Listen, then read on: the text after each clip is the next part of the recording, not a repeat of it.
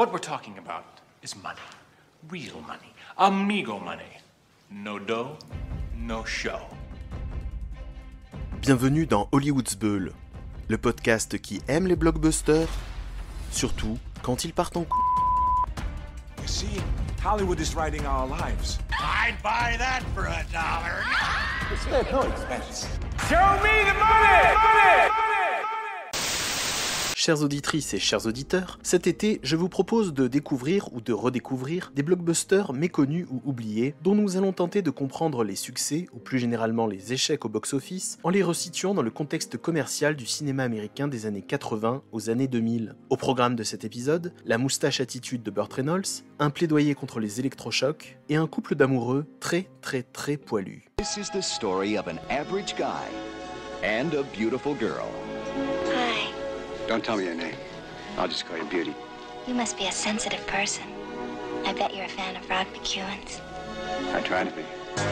And his best friend. I am Captain Chaos. Been a cop long? And a family doctor. Holy sh... Come on right here. And how they all set out one day in an ambulance from New York to California at 150 miles per hour. California, here we come! But they aren't the only ones.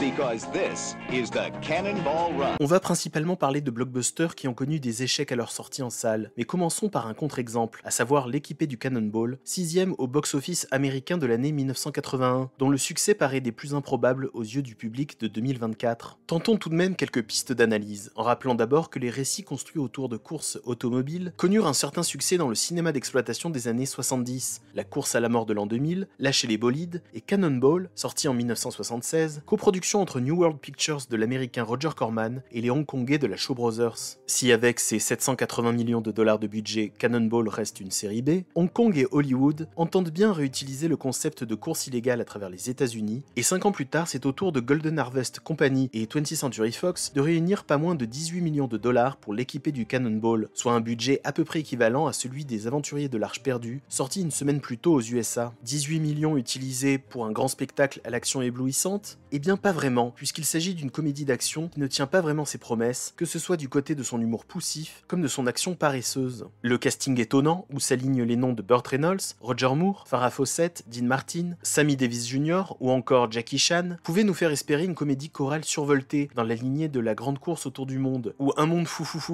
revisité avec l'humour des années 80, quelque part entre celui du Saturday Night Live et celui des Zaz, qui avait triomphé l'année précédente avec Y a-t-il un pilote dans l'avion ? Humour absurde, humour juif new-yorkais, référence méta qui brise le quatrième mur, toutes ces recettes sont certes de la partie, mais manquent clairement d'inspiration et d'ingéniosité dans leur exécution. Par exemple, la cascade la plus spectaculaire, celle d'un avion de tourisme se posant et roulant en plein milieu d'une petite ville, sert uniquement à un gag où le passager en sort pour acheter des bières dans une supérette, sans que la séquence d'incidence véritable sur le récit. Et encore, j'ai pris pour exemple un des gags les moins consternants. Now, wait a minute, Greek. Only thing I want to know is, how are you figuring the odds on this Cannonball cockamamie? It takes brilliance and years of hard work, and you wouldn't understand any part of that. Do me a favor. A race is a race, right? Yeah. The only thing you got to do in the Cannonball is just drive, study, stay out of trouble, and have good cover. 3,000 miles, averaging 85 miles an hour. Do you know what that is?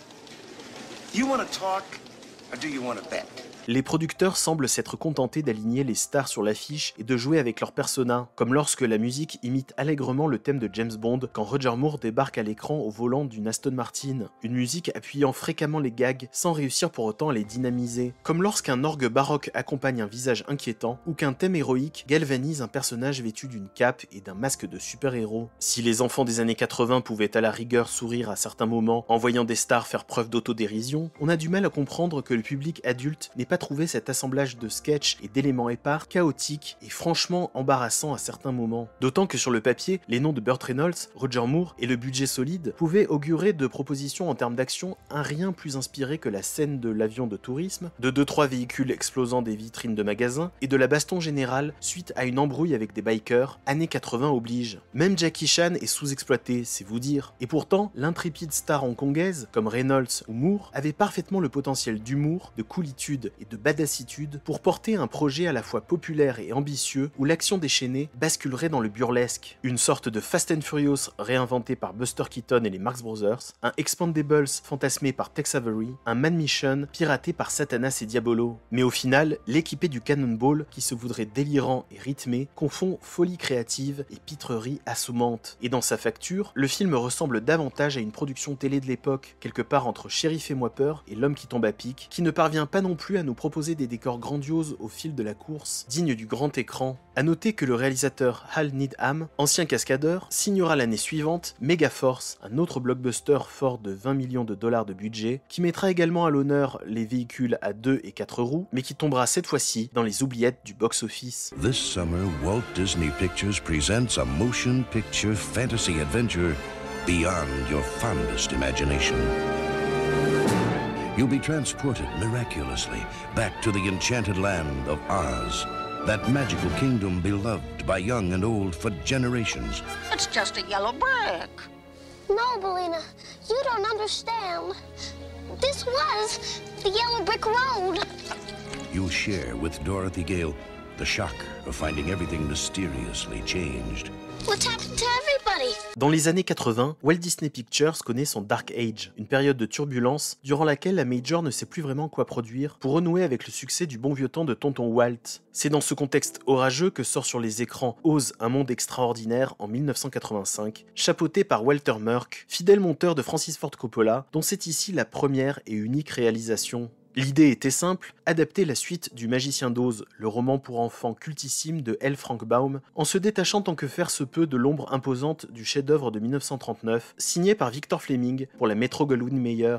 Et c'était peut-être là le début des emmerdes pour Murch et son équipe, car si l'intention de coller de plus près au roman Le merveilleux pays d'Oz et Ozma, la princesse d'Oz étaient des plus louables et pouvaient promettre une adaptation inspirée et fastueuse, cette production Disney pâtit justement de son incapacité à proposer une direction artistique aussi marquante et cohérente que le classique de la MGM. Ici, nous n'avons donc pas une Dorothy adolescente façon Judy Garland, mais une Dorothy enfant survivante de la tornade qui a ravagé la maison de sa tante et de son oncle. L'ambiance n'est déjà pas au top dans la famille sinistrée, alors quand la gamine commence à se payer des insomnies et à répéter des propos étranges sur le fameux monde d'Oz, tante Emma décide de la confier à un psychiatre spécialiste de l'électroconvulsion. Et on s'étonnera qu'avec un pitch pareil, le film ait fait fuir les spectateurs et que les rares à avoir subi une séance dans leur jeunesse en aient gardé des souvenirs traumatisants. De la présentation de l'appareil à électrochoc, en passant par le brancard où la pauvre fillette est attachée comme une aliénée jusqu'à son évasion de l'asile en pleine tempête, les 20 premières minutes installent une atmosphère terrifiante quand elle n'est pas déprimante, que l'heure et demie suivante aura toutes les peines à contrebalancer, quand bien même elle laisse derrière elle cette réalité sombre pour tenter de déployer un univers merveilleux.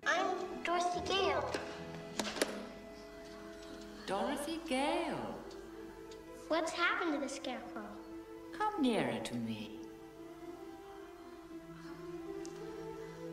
The Gnome King took the Scarecrow and all the emeralds back to his mountain and turned everyone else to stone. You will be rather attractive. One day.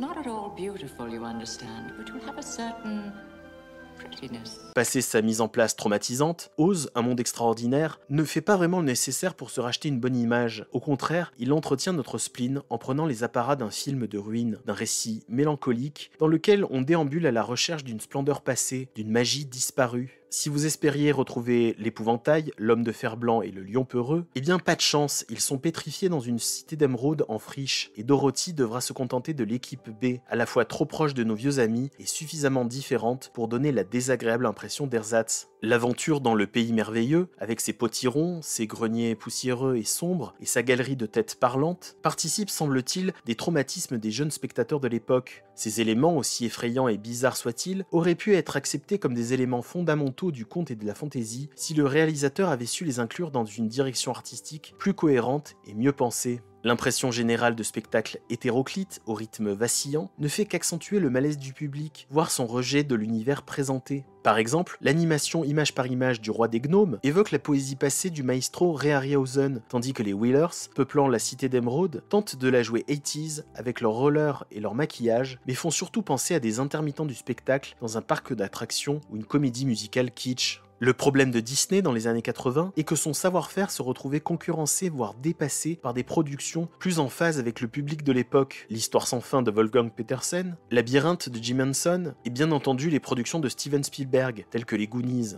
Avec 28 millions de dollars de budget, Oz, un monde extraordinaire, jouait dans la même catégorie, ce qui lui permit d'ailleurs d'être nommé pour l'Oscar des meilleurs effets visuels. Il est donc intéressant de constater qu'à budget et moyens équivalents, le film souffrait d'un manque important, celui d'un cinéaste ou du moins d'un producteur comme Spielberg, qui aurait garanti au projet un dépoussiérage du matériau littéraire d'origine, donc une mise à jour du traitement de la fantasy avec les ingrédients susceptibles d'appâter les kids de la décennie 80. Des frayeurs pourquoi pas, des traumas pourquoi pas, des créatures étranges volontiers, mais à condition d'appliquer les bons dosages et de trouver la patine pour garantir un rendu global, agréable et cohérent. Well, how's our boy doing?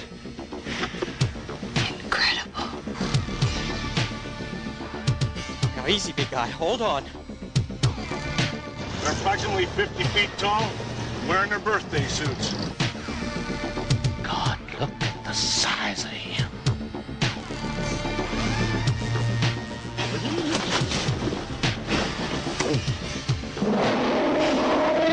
Did you say your beast is a female?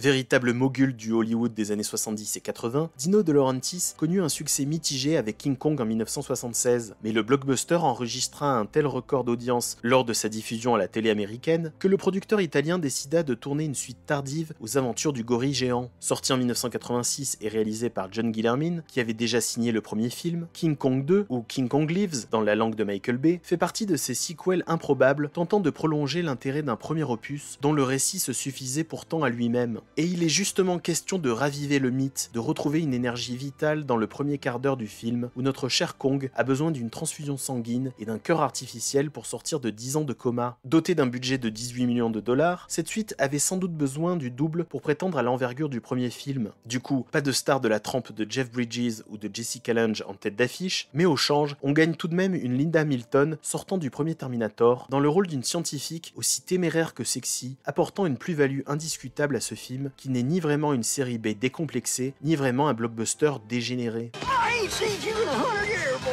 You don't never know who's gonna show up at one of these family reunions, do you? Ain't that a natural fact? How about a little something to wet your whistle, huh? Just wrap your gums around that, boy.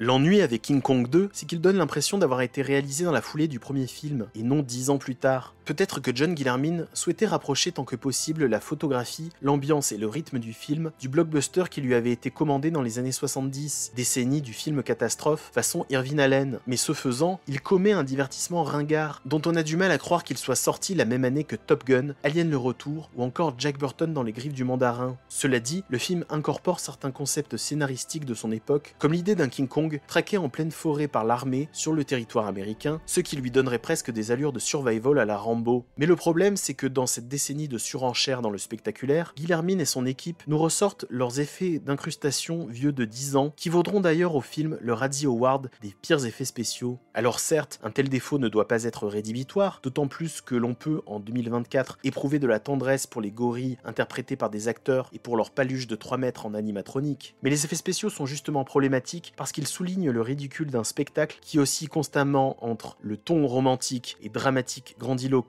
avec lequel il espère sans doute se parer de classicisme hollywoodien, et ce fond de commerce fondamentalement bourrin qui consiste à opposer des gros singes vénères à des hélicoptères, des tanks et des militaires bas du front. Alors de la romance, de l'aventure, de l'action et du suspense, il y en a à dose généreuse, mais fréquemment entrecoupés des regards que se lancent Kong et sa femelle, sur lesquels on pourrait parfaitement caler cette musique.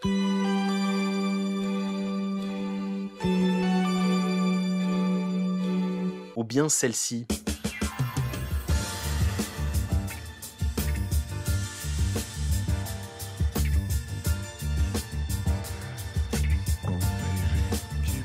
Une approche du blockbuster à l'exact opposé de la machinerie Kong vs Godzilla sortie cette année et ressemblant à une pub de 2 heures pour des jouets fluo, car avec King Kong 2, on ne sait jamais vraiment si on a affaire à une œuvre à la sincérité et à la naïveté désarmante ou à un produit opportuniste ratant totalement sa cible. Et c'est justement pour ça qu'on ressent le besoin d'évacuer le malaise par le rire. Only one thing can save Kong.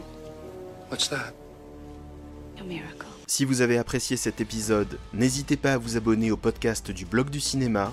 Quant à nous, on se retrouve prochainement pour de nouveaux épisodes. À bientôt!